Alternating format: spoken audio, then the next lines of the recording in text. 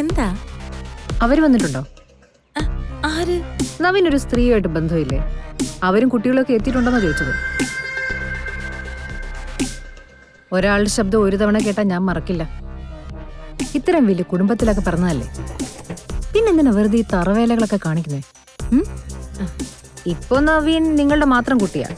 അത്യാവശ്യം എന്തെങ്കിലുമൊക്കെ പറഞ്ഞാലും എനിക്ക് കുഴപ്പമൊന്നുമില്ല. പക്ഷേ എന്റെ മോളുടെ ഭർത്താവായി കഴിഞ്ഞതിന് ശേഷം നവീനെ കുറിച്ച് എന്തെങ്കിലും പറഞ്ഞ നിർമ്മലയ്ക്ക് തല്ലു പേടിയുണ്ടോ? പക്ഷെ ഞാൻ തല്ലും.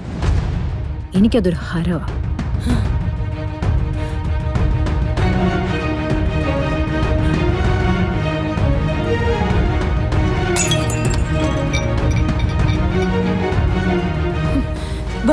വരുന്നില്ല എന്നൊരു 1000 വട്ടം ഞാൻ പറഞ്ഞതാ.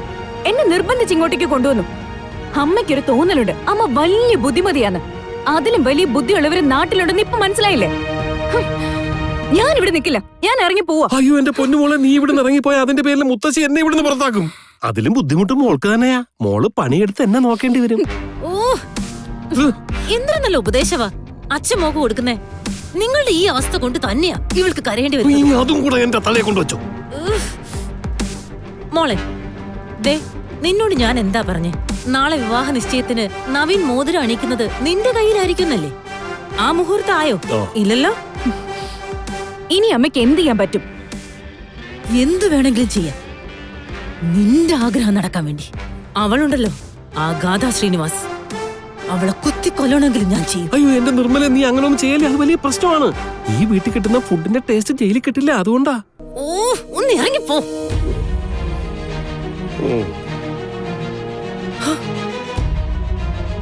എടി, അമ്മ പറയുന്നതനുസരിച്ച് അമ്മയുടെ കൂടെ നിന്നാൽ നിന്റെ ആഗ്രഹം നടക്കും.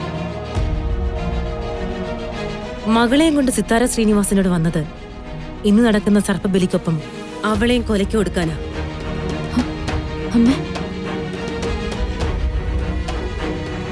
കൊല്ലാൻ മടിക്കില്ലെന്ന് ഞാൻ വെറുതെ പറഞ്ഞതല്ല, കൊല്ലും.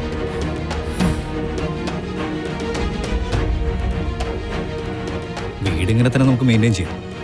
ചില ഭാഗങ്ങളിൽ കുറച്ച് മോഡിഫിക്കേഷൻസ് വേണ്ടി വരും. പിന്നെ ആ സർപ്പക്കവും കുളമൊക്കെ ഉണ്ടല്ലോ, അതങ്ങനെ തന്നെ നിലനിർത്തിയാൽ മതി. എന്താ ഈ സാഹിത്യകാരന്മാരൊക്കെ പറയുമല്ലോ, തനിമ ചോരാതെ. അത് തന്നെയാണ് അതിൻ്റെ ലൈൻ. എന്റെ പൊന്നു സാറേ, നാളെ സാറിന്റെ കല്യാണം നിശ്ചയല്ലേ? ഈ നേരത്തെ ബിസിനസിനെ കുറിച്ച് ചിന്തിക്കാതെ ആ കെട്ടാൻ പോകുന്ന പെങ്കൊച്ചിനെ വിളിച്ചൊന്ന് സംസാരിച്ചുകൂടെ? അതിന് വിവാഹം കഴിഞ്ഞാൽ ആവശ്യം പോലെ സമയമുണ്ടല്ലോ, അപ്പൊ നോക്കാം. തൽക്കാലം താനെന്ന് രാത്രി ഇതിന്റെ ഒരു മാസ്റ്റർ പ്ലാൻ ഉണ്ടാകും. എനിക്ക് രാവിലെ കാണണം. അല്ല, നാളെ രാവിലെ എൻഗേജ്മെന്റ്. അതിനിടയ്ക്ക് ഇതിനൊക്കെ സമയം കിട്ടുമോ സാറേ? എടോ മാണിക്കുഞ്ഞ്, തന്റെ കുഴപ്പം എന്താണെന്നറിയോ? ഈ എൻഗേജ്മെന്റ് കല്യാണം എന്നൊക്കെ പറയുന്നത് എന്തോ വലിയ സംഭവമായിട്ട് കാണുന്നത്. എന്നാൽ അങ്ങനെയല്ല. അതൊക്കെ വളരെ സിമ്പിളായി ജീവിതത്തിൽ ഒരുപാട് കാര്യങ്ങൾ ഒന്നായിട്ട് മാത്രം കാണേണ്ടത്. നമ്മുടെ അൾട്ടിമേറ്റ് ടാർഗറ്റ് എപ്പോഴും പ്രോഫിറ്റ് ആയിരിക്കണം. എനിക്ക് സാറ് പറയുന്ന എക്കണോമിക്സ് ഒന്നും മനസ്സിലാവില്ല, അതുകൊണ്ട് ഞാനത് ശ്രദ്ധിക്കാറില്ല. മോനെ നവീന്, എന്താ ഇവിടെ നിൽക്കുന്നേ? തറവാട് ഞാൻ അങ്ങനെ ഡീറ്റെയിൽ ആയിട്ട് കണ്ടിട്ടില്ലല്ലോ അമ്മായി, അതുകൊണ്ട് മൊത്തം ഒന്ന് കണ്ടു നോക്കാം.